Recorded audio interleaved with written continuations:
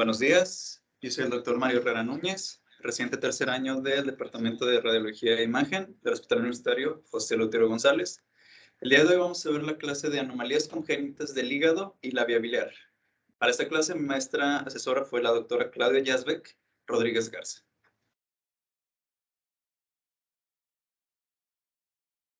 El día de hoy vamos a ver de contenido, vamos a hablar un poco de la embriología hepatobiliar, vamos a hablar de la fisiopatología para entender cómo se van a formar estas patologías.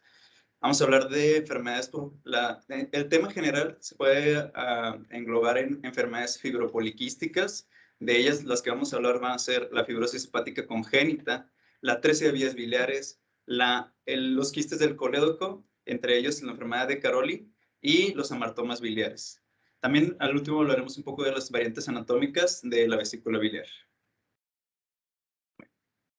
Para empezar hay que hablar de los componentes de la tríada portal. La tríada portal está formada por el conducto biliar, el cual va a llegar hacia una vena porta y va a llegar a una vena central. En este recorrido encontramos a los sinusoides hepáticos, los cuales van a pasar los sinusoides hepáticos y a través de ahí también están las arterias hepáticas, sus ramas y los conductillos biliares, que las vemos aquí en este esquema. Hay que entender que su desarrollo va íntimamente relacionado, por lo tanto, si tenemos una patología de alguna estructura, es frecuente que haya también alteración en algún otro órgano o alguna otra de estas estructuras. Aquí tenemos un poco que hablar de la embriología hepatobiliar. Para esto hay que saber que en el día 8 de la fertilización va a aparecer la yema hepática. Aquí tenemos una representación de un embrión en donde vemos el intestino primitivo y en esta porción encontramos el septum transverso que en un futuro va a ser el diafragma. Entonces, en esa porción, a ese nivel más o menos, encontramos este esbozo de un divertículo hepático o el esbozo hepático, y de este esbozo hepático van a salir los hepatoblastos. Los sinusoides hepáticos van a provenir del septo transverso, que ese es el que va a originar el diafragma, y más que nada porque son células mesenquimales. Hay que saber que de este esbozo hepático vamos a obtener el hígado y en uno de los canales va a salir otro esbozo para dar paso a la vesícula biliar, como vemos aquí, y al páncreas en su porción ventral. De la etapa embrionaria, seguido, va a dar una vuelta alrededor del duodeno, lo que será el duodeno, aquí el estómago, y la porción ventral del páncreas se va a unir con la porción dorsal para formar el páncreas propiamente, mientras que la vesícula se queda en esa posición, pero observen cómo los conductos van a dar una vuelta a través del duodeno y llegar hacia la porción de la segunda porción del duodeno, uniéndose con también los conductos del páncreas. Hay que saber que los hepatoblastos van a dar formación a dos tipos de células, a los hepatocitos y a los colangiocitos. Los hepatocitos van a dar a su paso las células hepáticas y los colangiocitos van a ser parte de la vía biliar. Tenemos que saber que las primeras 8 semanas de la fertilización, el hígado solamente va a tener hepatoblastos. Hasta ese punto no se han formado ninguno de los conductos biliares. Luego hay que hablar del plato ductal.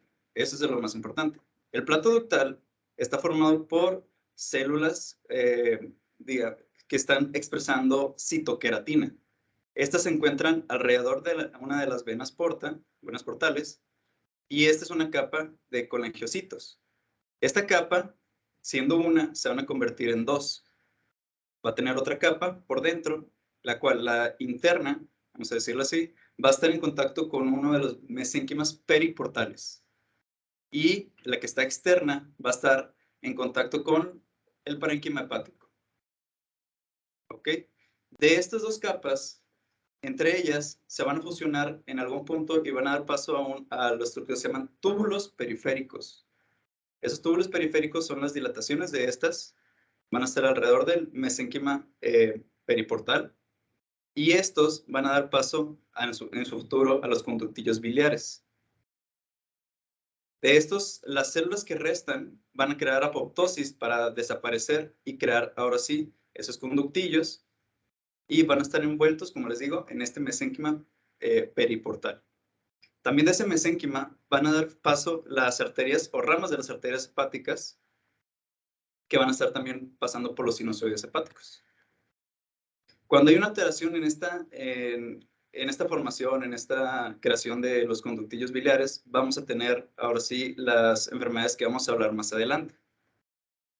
Aquí otro esquema que les va a ayudar a entender mejor. Tenemos esas dos capas del plato ductal, una interna, otra externa, en color un poco más rosa es el mesénquima periportal y en el centro la vena porta. Tenemos que va a haber dilataciones entre estas dos capas de plato ductal para dar paso a esos conductos, esos conductillos. Y entre estas van a desaparecer las células restantes por apoptosis y los conductillos van a introducirse a ese mesénquima periportal para solo quedar un conductillo biliar. Cuando hay esas malformaciones o no se desaparecen o no hay, no se forman los conductillos como tales, vamos a tener varios quistes, varias patologías que mencionaremos. Y aquí otro esquema para que observen cómo este plato ductal tenemos, dependiendo de cuándo haya esa falta de reabsorción, falta de formación de los conductillos, es qué patología vamos a tener. Por ejemplo, si hay una completa reabsorción del plato ductal, vamos a tener quistes grandes, los cuales van a tener en el centro esa vena porta. Y esto va a ser la enfermedad de Caroli, que vamos a tener quistes grandes.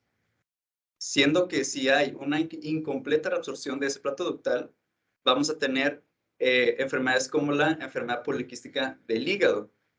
Y es en una falla en el desarrollo, digamos, intermedio.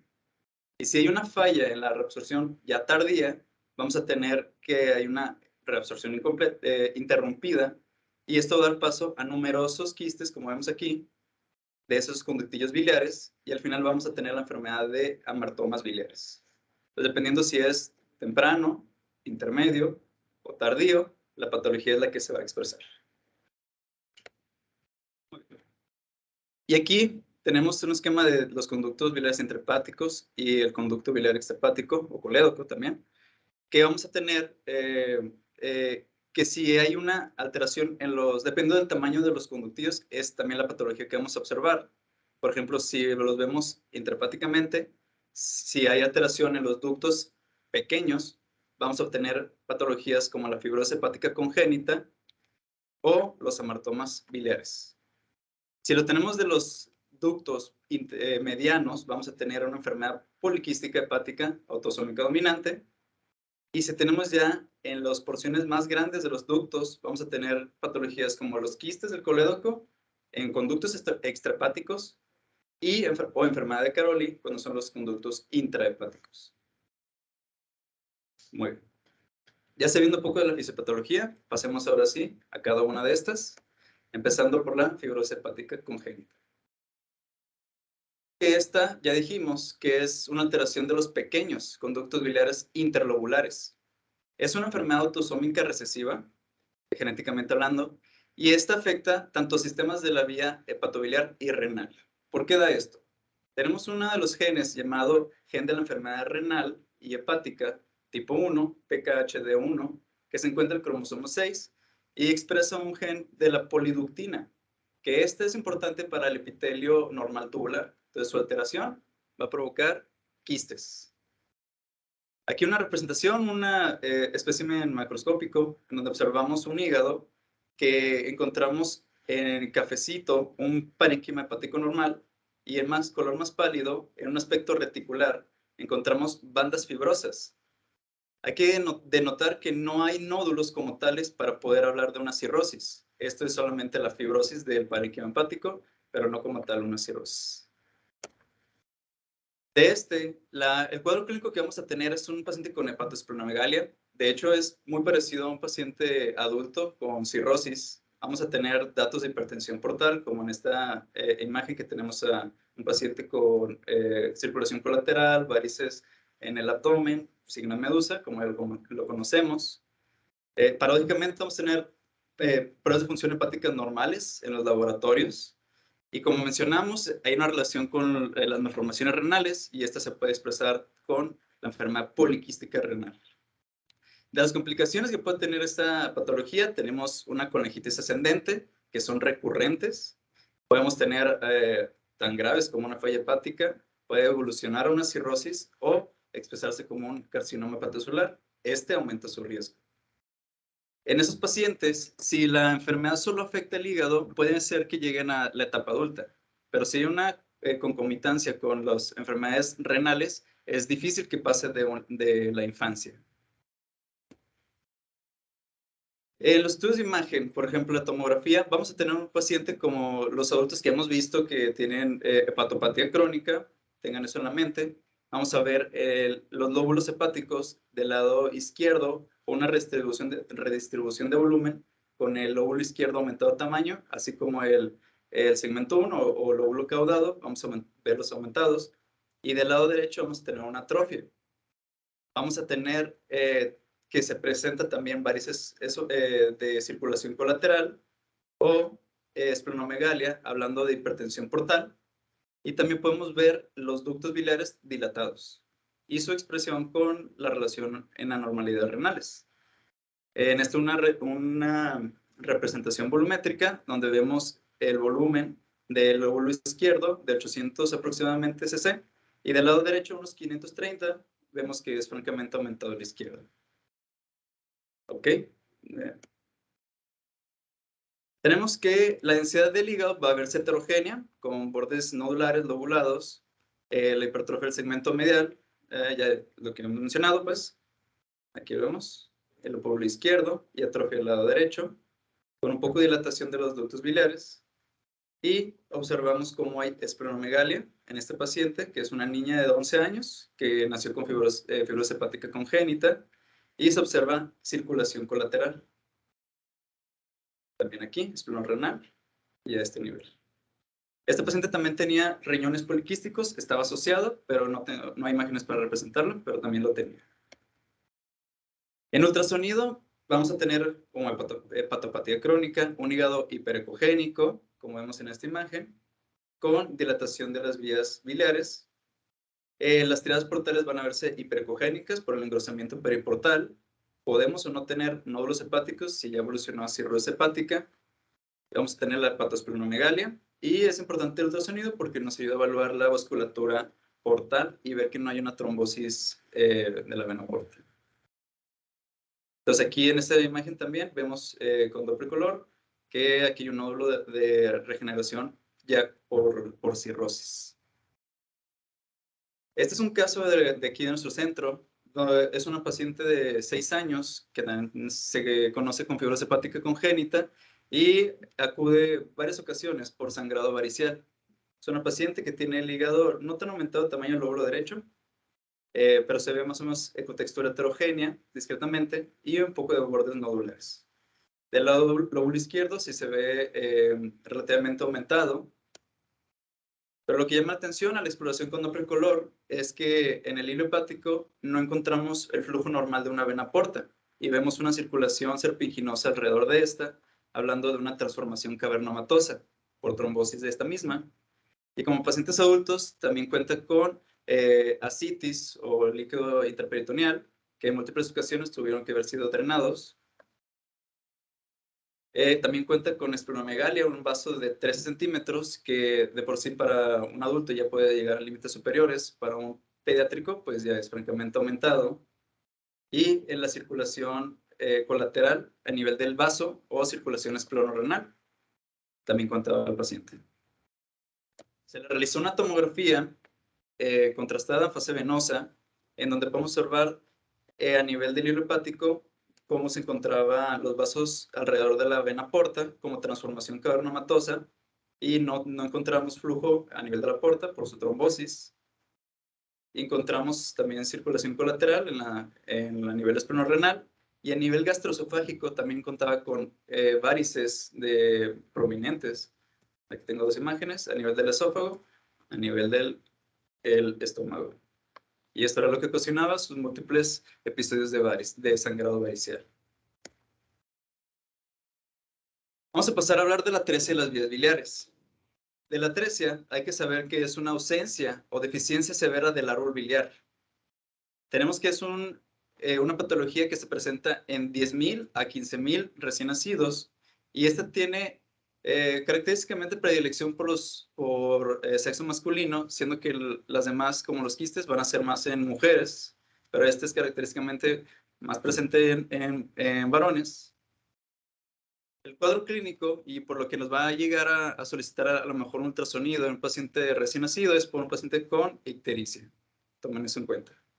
Y ya clínicamente se puede expresar por heces blanquecinas o acolia o hipocolia, por la orina de mayor densidad o coluria, y podemos palpar el hígado aumentado de tamaño, pero el paciente prácticamente está en un buen estado de salud. Para esta tenemos una clasificación, en la clasificación de OGI, el cual pues consta de 3 tipos. El tipo 1 es una atresia del conducto. Primero tenemos la vía biliar normal, en el cual vemos los conductos intrahepáticos que están formados por el conducto hepático derecho, con el conducto hepático izquierdo, a su unión con el conducto hepático común, que se va a unir con el conducto cístico de parte de la vesícula biliar, formando el conducto colédoco que drena junto con el páncreas o conducto pancreático a la segunda porción del órgano. Nada más recordando la anatomía. Y la clasificación habla de los 3 tipos. La primera, que es presente en un 3% de los casos, es la atresia del conducto colédoco aislado, pero permeabilidad de los conductos proximales. El tipo 2, cuando hay una atresia tanto del conducto hepático y puede ser también del cístico. Y el tipo 3, que es el más frecuente, de un 80-90% de los casos, es la afectación tanto de los conductos intra como extrahepáticos. Por medio de imagen, vamos a tener que un hígado que puede ser un parénquima normal o puede verse ausencia de los conductos biliares, dependiendo del tipo que estemos hablando. Y ya dependiendo de la evolución, podemos tener un hígado tanto con cirrosis o hipertensión portal. Aquí vamos a hablar de un engrosamiento de los tejidos periportales. Cuando hay una atresia, cuando no se forman los conductos, tenemos un signo que se llama del cordón triangular o cuerda triangular, y vamos a ver característicamente esta imagen ecogénica alrededor de la vena porta, el cual se puede categorizar como mayor de 4 milímetros, esta imagen ecogénica, para tomarlo como signo de la cuerda o del cordón triangular. Este es un paciente masculino de 2 años que presentó ictericia persistente y observamos esa congenicidad periportal sin visualizar los conductos biliares como tales. Y a su vez, esta patología se puede acompañar muy frecuentemente con una atresia de la vesícula biliar. Normalmente este paciente, de hecho, la tenía en 9 milímetros, siendo hipoplásica. Aquí otra imagen de ultrasonido con el signo representativo del signo del cordón triangular, el cual es el engrosamiento o la fibrosis de lo que iba a ser los conductos biliares, y se ve ecogénico en el ultrasonido, junto con, observen cómo está un poco heterogéneo la densidad del hígado y un poco aumentada la ecogenicidad también el parénquima hepático. A este nivel medía 3.6 milímetros, perdón. Y en esta imagen vemos cómo la vesícula biliar se ve relativamente hipoplásica. De hecho, por esto mismo que la vesícula se ve hipoplásica y aparte no tiene una morfología normal, hay un signo o se describe como una vesícula biliar fantasma. Y esto hace alusión bueno, lo acuñó el doctor Kendrick, el doctor radiólogo de Singapur, en el 2003, por la dificultad de ver esa vesícula biliar. Tenemos que puede ser una vesícula atrésica, hablando de una longitud menor de 19 milímetros, también hay que valorar la edad del paciente. Vamos a encontrar que los contornos de la vesícula se ven irregulares, se ven lobulados, y puede haber una falta de esa línea mucosa ecogénica que normalmente vemos cuando distinguimos muy bien a la vesícula. Aquí se encuentra indistinta, por lo mismo es difícil de encontrarla o de valorarla. Aquí, por ejemplo, vemos un caso de un neonato de 3 semanas que presentó ictericia, vómitos, acolia y coluria. y encontramos la distribución del volumen de su hígado, siendo más grande del lado izquierdo, el lóbulo caudado, y a nivel de la topografía de la vesícula biliar vemos esta imagen que no encontramos una línea ecogénica como la mucosa normal de la vesícula. Vemos que tiene un poco de lobulaciones, bordes lobulados, y al igual que también bordes lobulados del hígado, pero es difícil de distinguir como una vesícula normal. Por lo mismo, se le dice vesícula biliar fantasma. También tenemos otra modalidad de imagen no muy utilizada por nosotros, pero se puede utilizar la gamografía hepatobiliar para estar seguros que no tiene conductos biliares permeables. Se utiliza el derivado del ácido iminoacético con 99 M-tecnesio, llamado también mebrofenina. Y aquí observamos, por ejemplo, les traigo de este lado, de su mano izquierda, es una gamografía normal en donde se están tomando imágenes con el paso del tiempo, en donde este marcador va a ser excretado por la vía biliar. En casos normales, al paso del tiempo, vamos a ver cómo se va pintando la vesícula biliar, el conducto colédoco, bueno, el conducto biliar extrahepático, y llega hacia el duodeno. Es lo que deberíamos de ver normalmente, cómo llega a este punto. Un poco más para que lo vean. Así. Ok. Y vemos inferiormente cómo llega el duodeno. Vemos una imagen redonda que es más la vesícula biliar. Y vemos vamos a seguir el conducto biliar como normalmente lo conocemos. Y del otro lado tenemos una imagen con un paciente con atresia de las vías biliares, en donde observamos cómo va, con el paso del tiempo, no encontramos a ver esas imágenes lineales como los conductos biliares, tampoco vemos una vesícula, dando ahora sí un diagnóstico de atresia. Por resonancia magnética, también vamos a ver esa falta de colédoco o los conductos hepáticos comunes.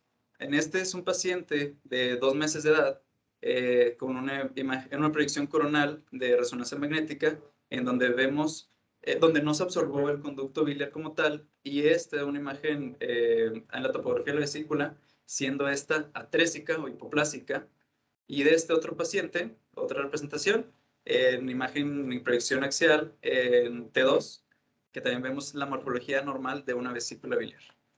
Y al mismo tiempo una no visualización de esos conductos biliares.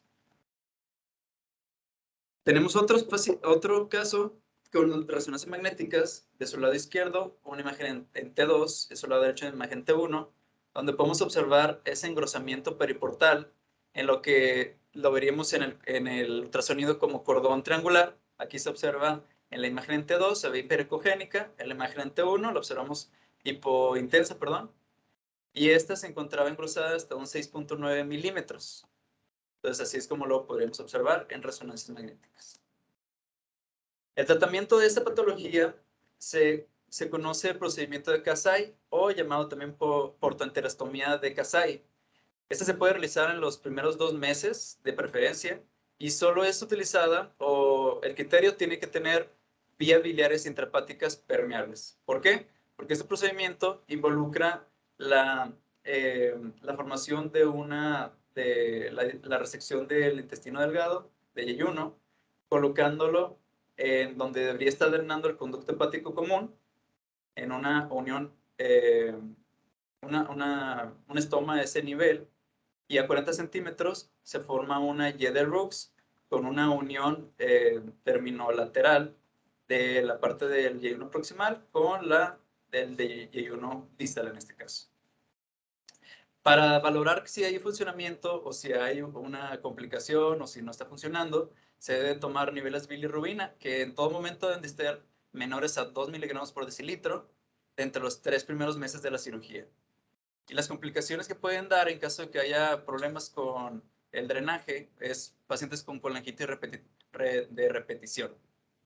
El tratamiento ya definitivo debería ser un trasplante hepático, pero pues en nuestro centro no hay muchos donadores o es difícil de encontrar. Tenemos que hacer el tratamiento de estos casos.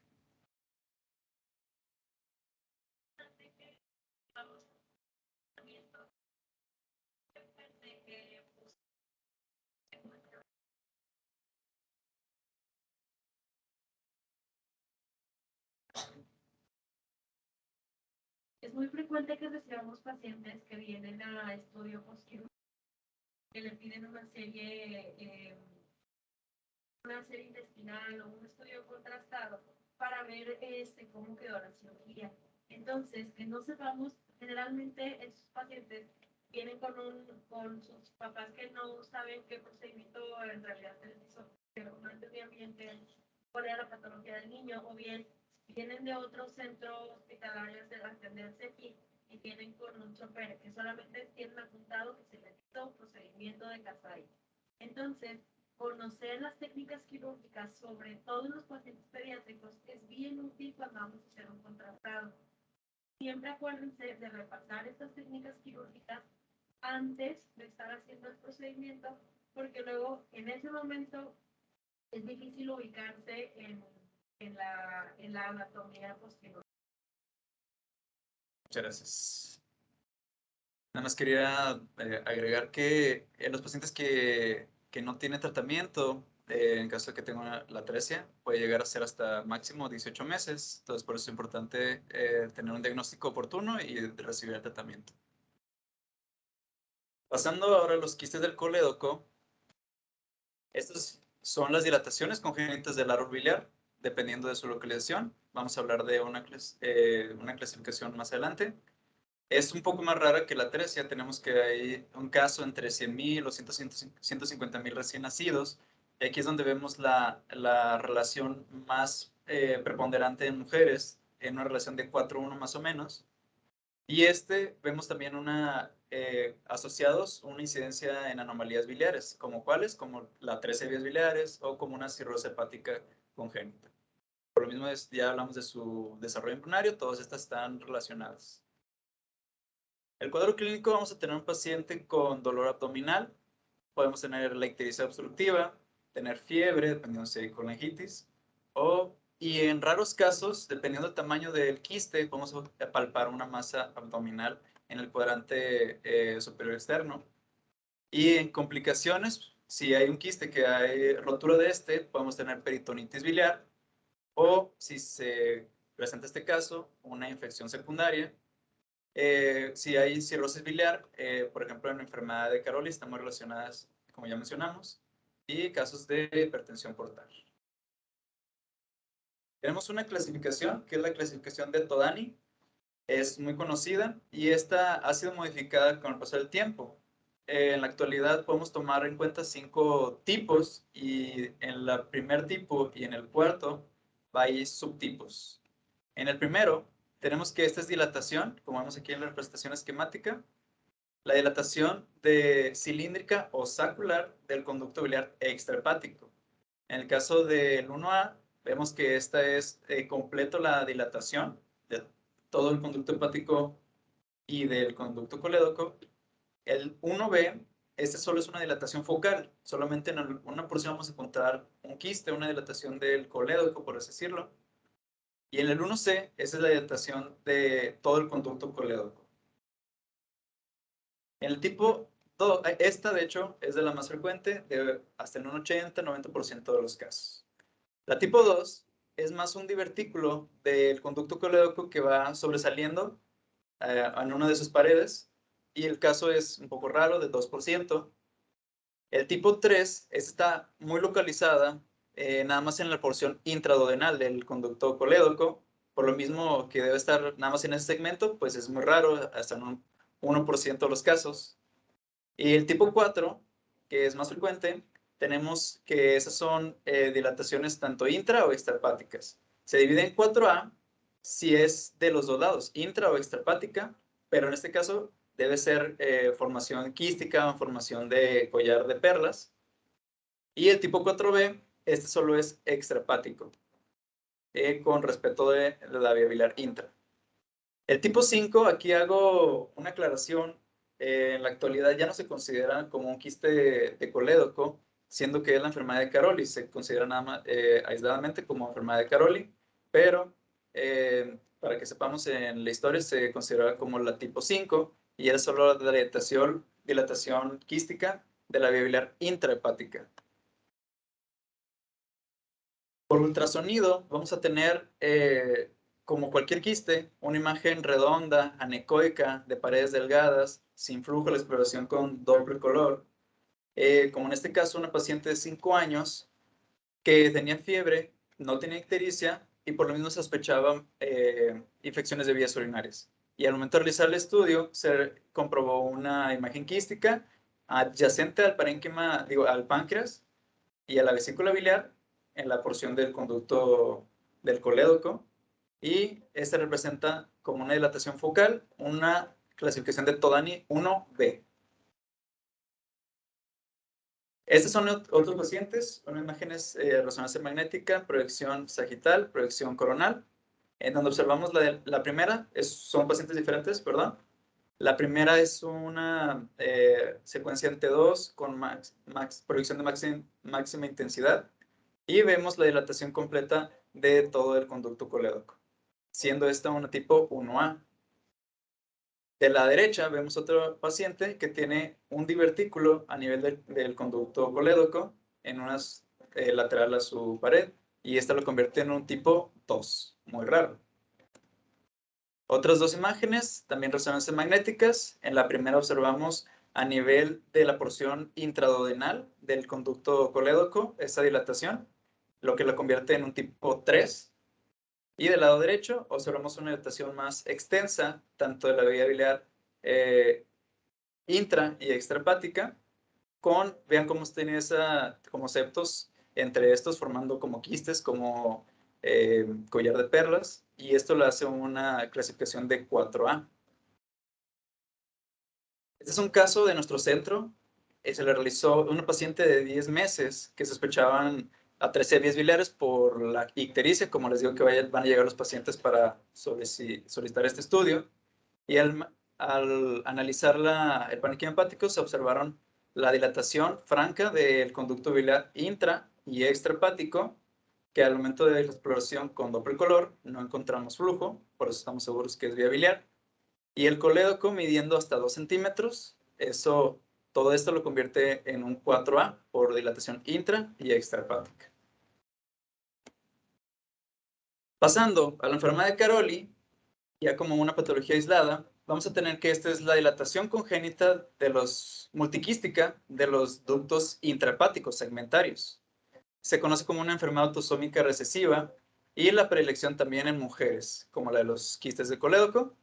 Aquí se pueden conocer como enfermedad de Caroli o síndrome de Caroli, si es que está o no afectado o asociado a fibrosis hepática congénita. En ese caso sería un síndrome de Caroli si está afectado, y si no, si es solo limitado al árbol biliar intrahepático, se le conoce como enfermedad de Caroli. El cuadro clínico, como la mayoría de los pacientes que hemos visto, dolor abdominal recurrente, pueden tener prurito, heces acólicas, ictericia intermitente. Y este se relaciona en un mayor porcentaje de pacientes con colangiocarcinoma, se ha reportado hasta un 7% de los casos, o aumenta 100 veces el riesgo que tendría una población normal. Los pacientes presentan también datos de colangitis recurrentes, por lo mismo pues es una enfermedad con alta morbilidad.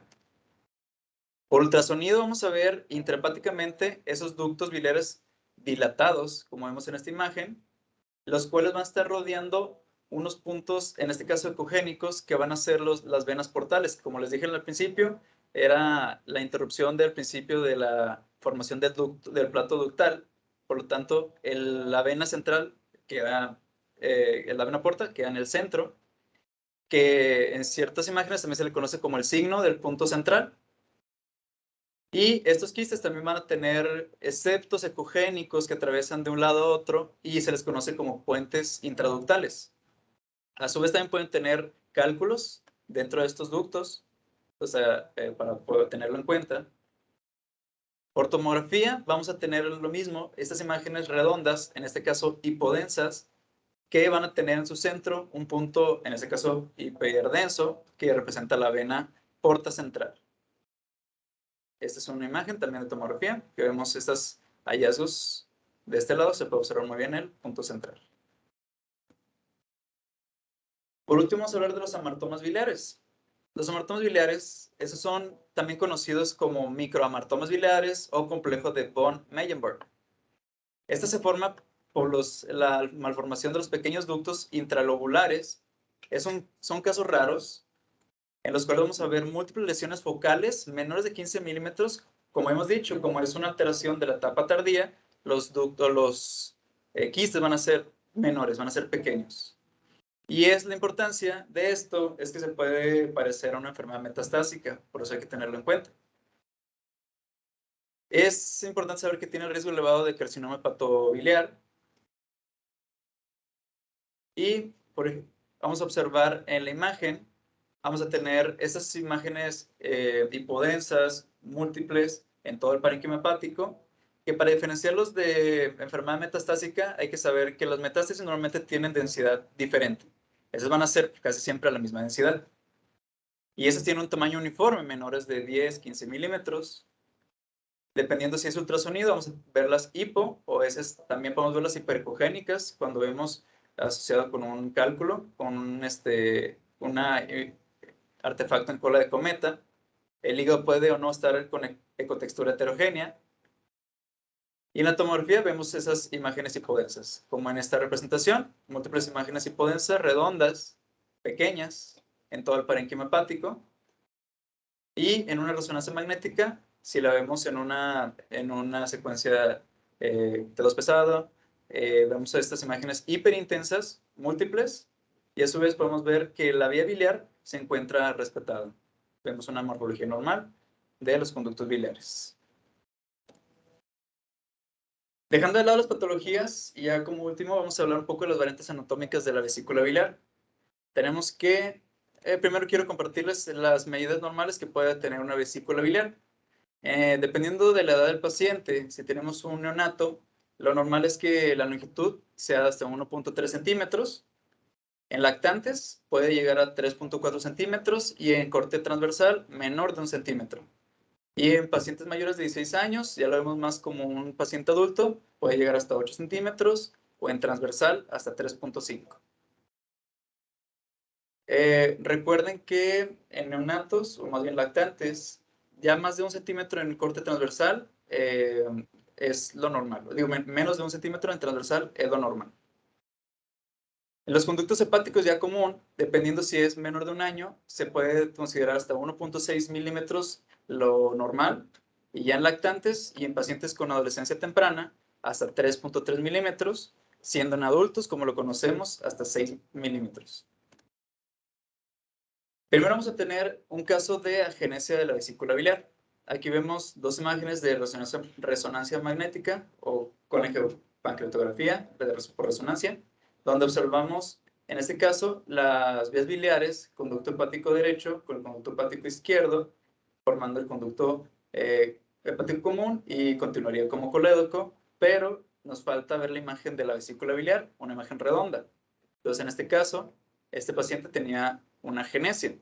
Al igual que del otro lado, tenemos el mismo caso, pura vía biliar intra y extrahepática, sin observar la imagen ovalada, como es la vesícula biliar. Son casos raros, pueden llegar hasta 0.1%, la verdad es que es extremadamente raro. Se puede complicar con litiasis de la vía biliar extrahepática, se ha reportado como tal. Otra variante es la duplicación de la vesícula biliar. Tenemos que hay una clasificación, normalmente se puede dividir en tipo 1, tipo 2. La tipo 1 es cuando vemos, se puede hasta subclasificar, cuando hay un septo de la vesícula biliar septado, cuando hay forma de V y hay unión en conjunto hacia el conducto cístico, es una forma de V o bilobulada, o cuando está casi completamente dividida, pero los dos drenan en un conducto cístico, es una forma en Y. Y la tipo 2 es cuando hay una vesícula accesoria, ya sea que los dos drenen en el conducto hepático común, o si uno drena el conducto hepático común y el otro a uno de los conductos hepáticos derecho e izquierdo, se llama tipo trabecular, y la que les mencioné primero, tipo H o ductular. Hay otra clasificación, la de Boyden. La verdad es que esta es la que me pareció más fácil de entender. Y aquí un ejemplo de un ultrasonido donde vemos dos imágenes en topografía de la vesícula biliar, dos imágenes ovaladas que asemejan lo de la vesícula biliar y se consideró como una vesícula accesoria. La incidencia es relativamente frecuente, es 1 en 4,000 recién nacidos. La verdad sí hay que tenerlo en cuenta, esperarlo cuando vemos dos imágenes anecoicas, tenerlo muy en cuenta. Seguimos con la variante llamada de gorro de Frigio. Esa le sonará bastante. Este es un aspecto de una vesícula biliar, el cual tiene en su fondo un doblez que aparenta una imagen de un gorro de Frigio. Frigio porque en la época antigua, en la ciudad de Frigia, que actualmente es la Turquía moderna, los habitantes utilizaban un gorro muy parecido a este. Y al igual que se conoce o recordarán la caricatura de los pitufos, también hace alusión a eso. Y aquí vemos imágenes de una tomografía que tiene ese doblez de la vesícula biliar en el fondo. Y hay que tener cuidado de no tomarlo como una vesícula aceptada que mencionamos anteriormente, para no equivocarnos. Hay que valorar muy bien la morfología. Y en esto una resonancia de máxima intensidad de proyección. También vemos ese doblez en el fondo, haciendo el aspecto de gorro de Frigio. En la vesícula biliar multiseptada, como su nombre lo dice, es una vesícula con múltiples tabiques transversos que están en su interior, dándole un aspecto quístico en toda su morfología. Puede variar de la cantidad de quistes, de porciones septadas. Y tener en cuenta que se asocia a anomalías como los quistes del colédoco, como una vesícula biliar ectópica o una unión anómala entre el conducto biliar y el conducto pancreático, para que cuando lo encuentren vayan a buscar intencionadamente estas asociaciones. En una vesícula biliar ectópica, también su nombre lo menciona, es una vesícula que no se encuentra en el lugar esperado, en el hilo hepático, y lo encontraremos, por ejemplo, como este caso, adyacente al lóbulo hepático derecho, y puede haber una amplia variedad de localizaciones. La frecuencia de este caso también es muy raro, puede llegar hasta solo 1% de la población, a lo que se ha visto en la literatura. Puede haber también torsiones de la vesícula biliar, se le conoce también como vólvulo, y como su nombre lo dice, nada más es la torsión en su eje de la vesícula biliar, extremadamente dolorosa, que puede dar una masa palpable. Y en esta imagen, en una reconstrucción coronal de tomografía, vemos cómo se encuentra en torsión en su propio eje de la vesícula. Y por último, tenemos que puede haber una vesícula aumentada de tamaño. Este es un caso de un paciente de una resonancia, de un ultrasonido fetal, donde vemos un paciente de 27 semanas de gestación, donde vemos la topografía del parénquima hepático, vemos la vesícula biliar y adyacente a esta vemos el estómago. De una forma objetiva o apreciativa, si vemos que la vesícula es de mayor tamaño que el estómago, es absoluto que es una vesícula aumentada de tamaño. Y esta medía 1 centímetro en su eje transversal. Por lo mismo que es un paciente ni recién nacido, 1 centímetro, eso ya es de gran tamaño, para tomarlo en cuenta. Muy bien. Esa sería toda mi parte. Aquí está la bibliografía que consulté. Muchas gracias. No sé si tienen alguna pregunta, algún comentario.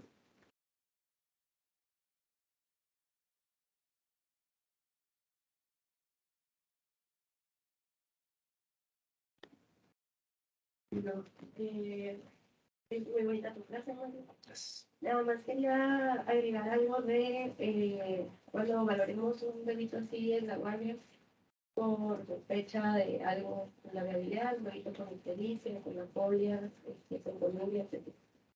¿Cómo es que van a programar ese estudio? Por ejemplo, les preguntan, van y les piden un eco de un neonato, pues de un bebé, pues está ictérico, está dentro de su primera semana de vida, llegó a su consulta del niño sano, lo dieron ictérico y lo mandaron a urgencias.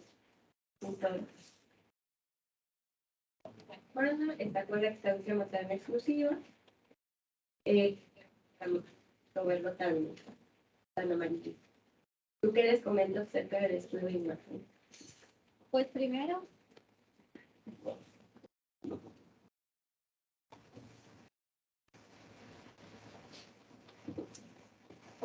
sería explicarles,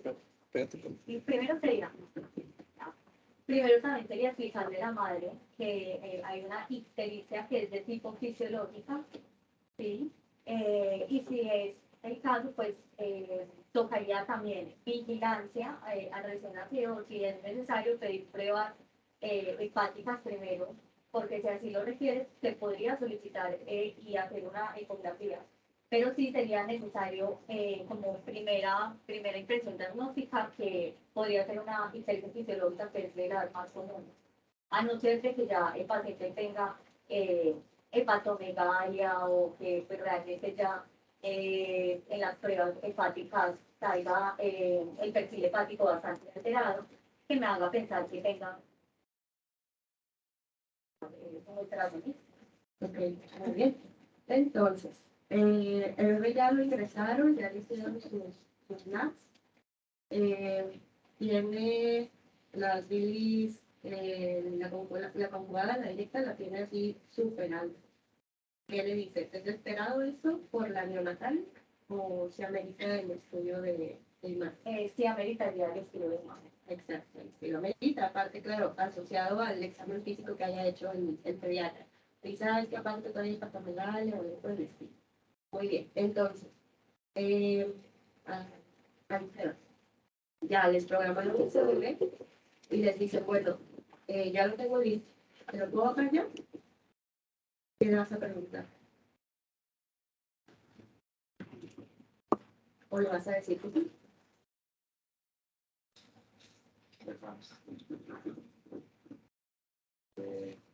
Pues antes de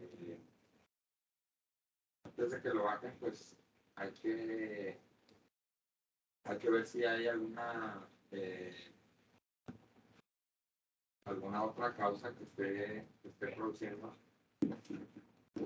Entonces, ya lo autorizaste y ya vas a valorarlo porque ya tienen una sospecha de que es algo viabilidad. A este ya te dice, estoy muy convencido que es algo viabilidad. Entonces, un eco orientado a valorar viabilidad. Bueno, pues hay que pedirle a que el paciente tenga algo. Exacto. Preferentemente, programar ese ultrasonido, si tienes un paciente internado, programarlo que sea con un ayuno adecuado, ¿ok? Para que puedas valorar bien toda la viabilidad, específicamente la vesícula venosa. Si es un neonato que está con sus tomas cada 4 horas, pues tú lo coordinas de, bueno, pues bájamelo cuando le toque la siguiente antes de que se la dé. Y si es un niño más grande, unas 6 horas o algo así, ¿ok? Eso es bien importante. ¿Por qué? Porque ahorita si se acuerdan, Mario mencionó que la vesiculabilidad en los casos de atresia generalmente es anormal. Pero dentro de lo anormal, lo más raro es que no exista. Entonces, pasa mucho que vemos especialmente en los hígados así de los bebés, que vemos la vesícula colapsada y no la vemos, creemos que es el ligamento, creemos que es grasita y decimos, no, pues no la tiene. Y eso es de lo más raro en los casos de las atresias.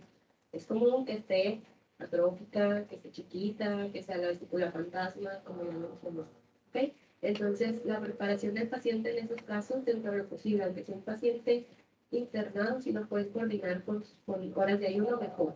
Y si lo vas a bajar, o si ya encontraste algo anormal durante la valoración,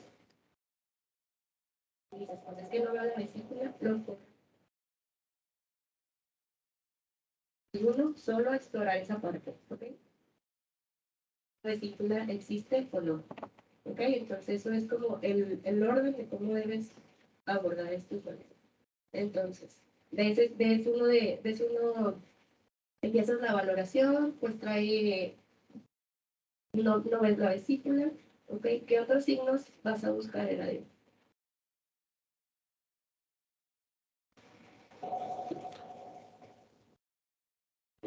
Pues, justo que, o sea, ya no, o sea, no sé que no tiene la vesícula. Pues no la viste. Pues puedo buscar alguna otra alteración, por ejemplo, alguna apresia. ¿Qué signo de aprecia vas a buscar y dónde? Que es como el más característico. A nivel de la porta hepatis, voy a buscar el signo del triángulo. El signo de la cuerda del triángulo. Cuerda triangular. Cuerda triangular. Ajá. ¿Y cómo es ese signo? Que tiene que medir.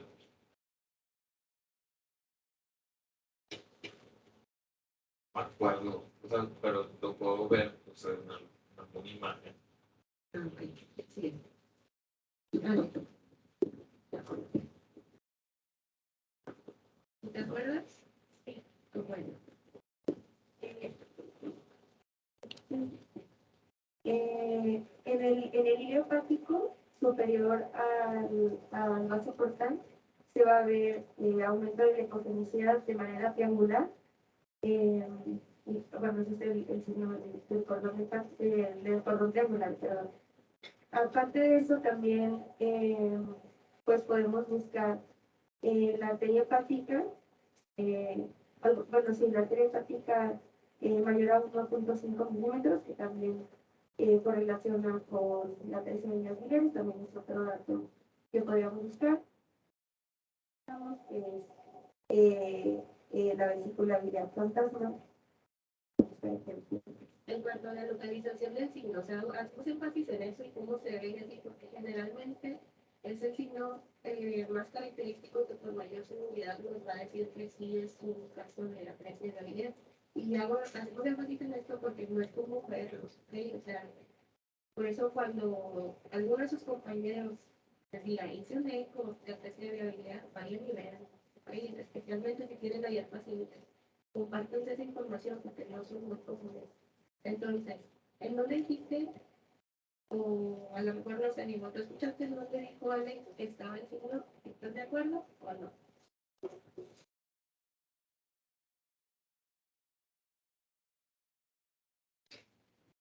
Ahí tenemos la imagen, nada más. ¿En dónde es la localización? ¿Dónde lo van a buscar? Ale dijo, en el hilo hepático adyacente a los vasos portales. Eso no está como muy específico y este signo en general sí tiene una localización algo superior a los vasos portales.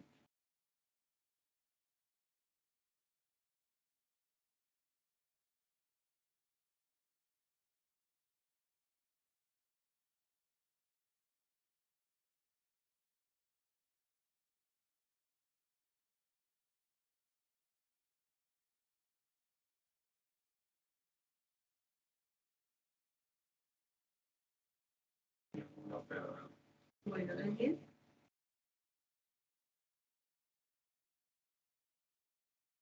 Solo localización.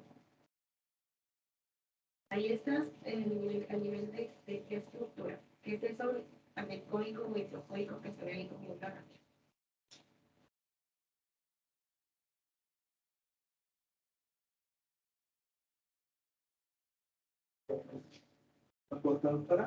Ajá, pero ¿cómo le llamamos a esa imagen que sacan ustedes? Pues la de la chiporta, ¿no? Que es la de la recuperación de los ramos.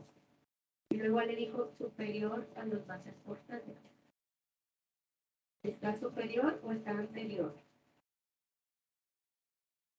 ¿Cómo está el bebé? Pues está superior. ¿Qué es lo que está anterior? ¿Ok? Esa es la palabra. ¿Por qué? Porque cuando tú comuniques esa información a otro radiólogo en ustedes, él lo va a buscar en donde tú escribiste. Entonces es anterior y generalmente es hacia la rama derecha de la zona. ¿Ok? ¿Y cuánto tiene que medir? Es decir, esa de velocidad así, ese grosor.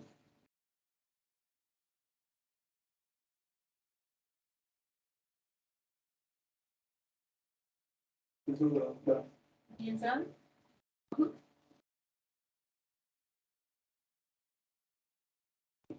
4 milímetros, ¿ok? Y siempre documenten que lo midieron, ¿sí? Y ese ciclo, siempre en línea con el ejercicio, búsquenlo, ¿sí? Y acuérdense, si no vimos la vesícula, lo volvemos a bajar ya con ayuno, solo para confirmar. ¿Por qué es importante decir si tiene vesícula y si tiene el colédoco permeable? Porque esto va a representar mejor pronóstico para el paciente, ¿ok? Va a tener mejor pronóstico y mejor oportunidad del procedimiento de trazado. Y lo que dijo Mónica también es súper importante.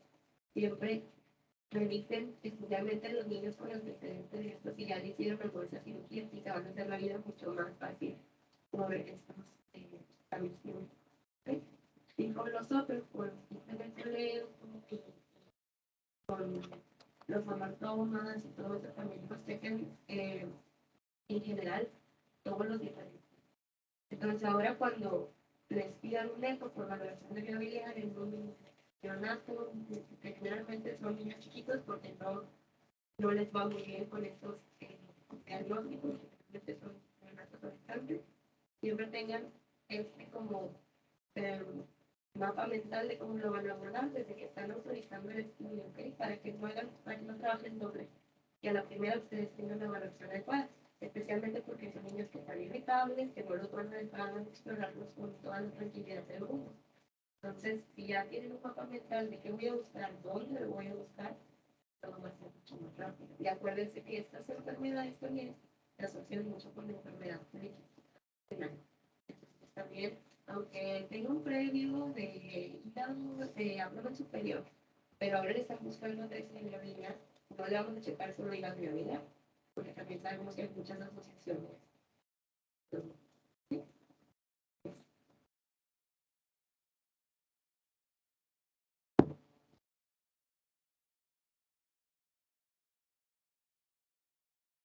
Yo quería hacer ese comentario respecto a las variantes anatómicas. Digo, lo más probable es que estos niños con variantes estén completamente sintomáticos, sea un hallazgo accidental, pero hay que tomar en cuenta que esos niños pues, obviamente van a crecer, van a ser adultos, y ya en la etapa adulta pues pueden causar problemas. Por ejemplo, tener a un paciente con una vesícula biliar doble o infección, una de las vesículas tenga un proceso inflamatorio y la otra no, que ya me ha pasado. Entonces, al momento de estar haciendo el ultrasonido, pues no nada más limitarnos a ya encontré la vesícula, está normal y vamos a quitar el transversal y la pared y todo normal, sino ver alrededor de la vesícula para tratar de ver o descartar que no tenga alguna de estas anomalías y que la anomalía sea la que, o la variante, mejor dicho, sea la que está totalmente.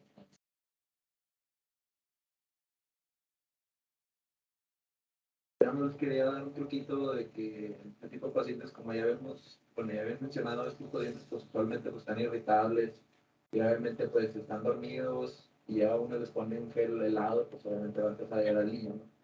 Entonces, hay que tener paciencia, pues que el niño llore lo que tenga que llorar. Y un truquito que me enseñaron aquí, no me acuerdo quién me lo enseñó, pero es buscar en YouTube white noise y ponérselos ahí cerquita. No sé por qué funciona, pero siempre funciona para calmarlo.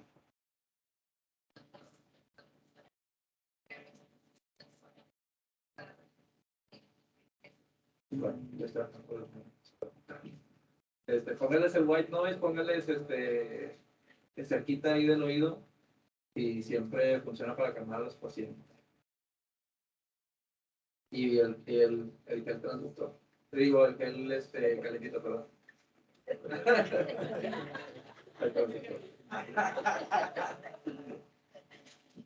Y ya.